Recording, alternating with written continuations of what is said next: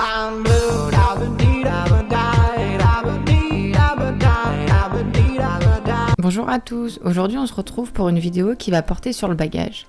En premier lieu, je vous invite, si ce n'est déjà fait, à vous abonner à la chaîne YouTube et également à activer les notifications pour recevoir une notification dès que je mets une nouvelle vidéo en ligne.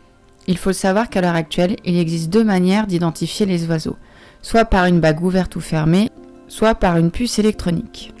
Pour la puce électronique, il s'agit d'une intervention faite par un vétérinaire.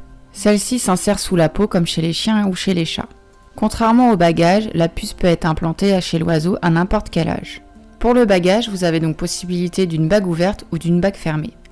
Pour la bague fermée, c'est à l'éleveur de la mettre quand les oisillons ont environ une dizaine de jours. Il est important de prendre le bon diamètre de bague propre à chaque espèce pour éviter tout accident plus tard, comme une bague qui pourra finir par faire un garrot si la taille est trop petite. La bague fermée permet notamment d'avoir un suivi pour l'éleveur.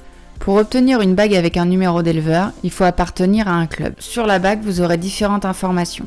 Le pays d'appartenance de l'éleveur, le diamètre de la bague, l'année de naissance et de bagage de l'oiseau. Vous avez également le numéro de série de la bague. Vous trouverez également 3 lettres qui correspondent à la fédération qui a fourni la bague. Et également, vous aurez un numéro qui correspond au numéro unique de l'éleveur, qui est généralement constitué d'une lettre et d'un numéro à 3 chiffres. La bague fermée correspond en soi à l'identité de l'oiseau. Étant donné qu'elle lui est mise quelques jours après sa naissance et qu'elle ne peut plus être retirée à moins qu'on la coupe, elle va donc le suivre toute sa vie. Elle donne les informations sur l'oiseau, notamment son éleveur et également son année de naissance. Cela permet donc de s'assurer que l'oiseau est bien issu d'élevage et non d'un trafic illégal. Néanmoins, faites attention si vous vous lancez dans l'élevage et que vous souhaitez commander des bagues pour baguer vos oisillons, il y a généralement du délai d'attente avant de les obtenir. En théorie, vous avez également une couleur par année. Ces couleurs reviennent tous les 6 ans. Vous avez violet, orange, bleu foncé, rouge, noir et vert pastel. Par exemple, pour 2019, la couleur était noire et pour 2020, la couleur est vert pastel. Vous avez comme deuxième possibilité les bagues ouvertes. Donc ce sont des anneaux fendus qu'on va écarter pour les placer autour de la patte et ensuite les refermer. Contrairement aux bagues fermées, il n'y a pas d'information officielle sur celle-ci. Vous pouvez néanmoins par exemple graver votre numéro de téléphone et ou l'année de naissance de votre oiseau sur différents sites. Il faut cependant bien être conscient que les bagues ouvertes n'ont aucune valeur légale.